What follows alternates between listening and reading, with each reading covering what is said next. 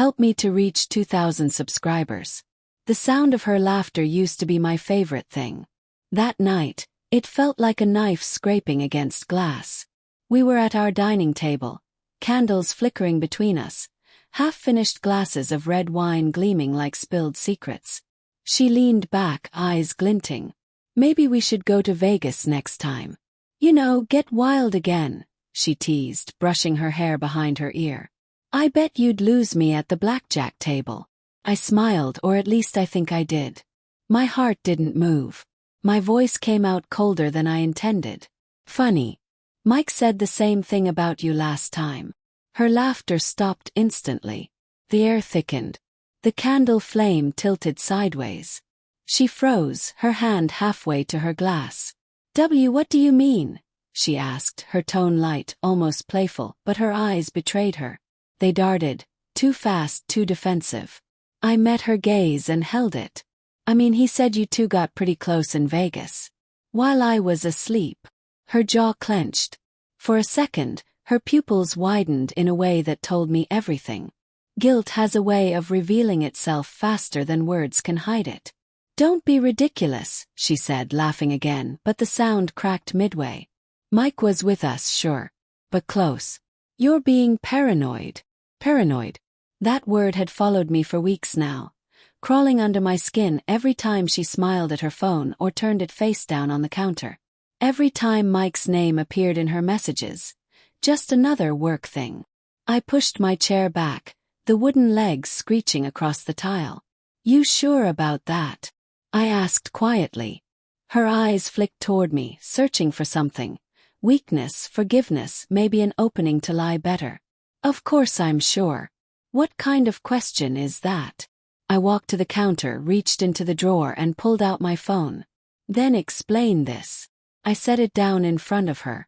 The screen lit up with a photo Mike had accidentally sent to the group chat 2 nights ago before deleting it seconds later. He probably didn't realize I'd already saved it. It wasn't explicit. Not exactly. Just a picture of their hands, hers and his, intertwined over a hotel bedsheet, a golden ring gleaming faintly in the dim light. My ring. Her hand. Her lips parted but no words came out. Her face drained of color, and the faint tremor in her fingers betrayed the storm building inside her. Is this your idea of a joke? I asked softly. Because it doesn't look funny to me. She swallowed hard. It's not what it looks like. Then tell me what it is. The silence stretched. The ticking clock grew louder, beating in time with my pulse. Finally she whispered.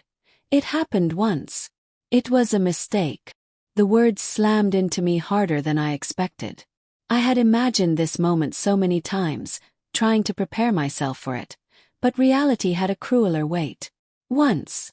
I repeated. You mean that one time you lied about the conference running late? Or the one where you crashed in Mike's room because it was closer to the elevator? Her eyes welled up, but I couldn't tell if it was remorse or fear. I didn't plan for it to happen, I swear. We'd had too much to drink, and it just... Don't, I cut in. Don't you dare say it just happened.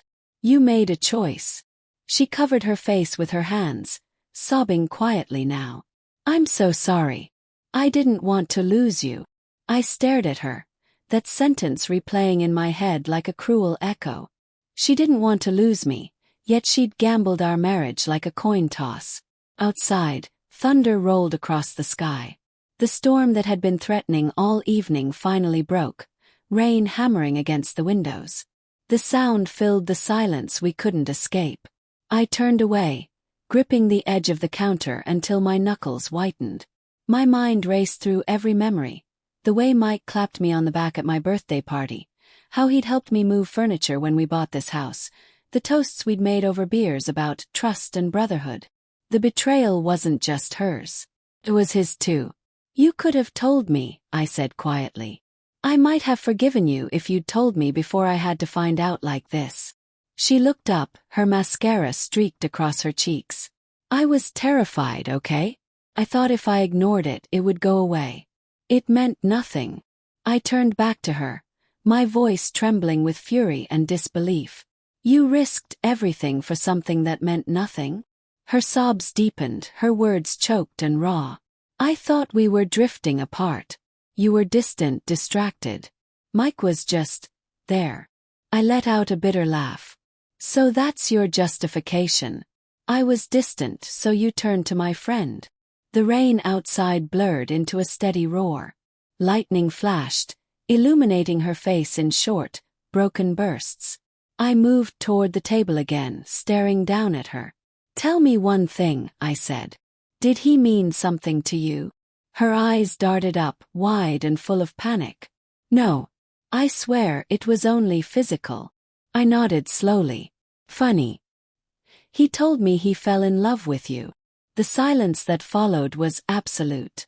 She froze, her lips quivering. You talked to him. I called him this morning, I said. I wanted to hear his side before I confronted you. He admitted everything. Said you told him you'd leave me after New Year. Her entire body went still. Then she whispered. He wasn't supposed to say that. That sentence was the final blow. I felt something inside me collapse, a fragile structure of love and denial crumbling beyond repair. You were really planning to leave? Yes. Tears spilled freely down her face now. I didn't know what I wanted anymore. You wanted both, I interrupted. You wanted to keep me safe and steady while chasing whatever thrill he gave you. She didn't answer. And maybe that silence said more than any words could. I walked to the coat rack, grabbed my keys and opened the door. The storm lashed against my face, cold and cleansing. She called after me, voice breaking. Please don't leave. We can fix this. I'll do anything. I turned just enough to meet her eyes one last time. You already did everything. Then I walked out into the rain. The thunder swallowed her cries, and with each step, the memories of her laughter, the same laughter that once felt like music, grew fainter. By the time I reached the car, it was gone entirely.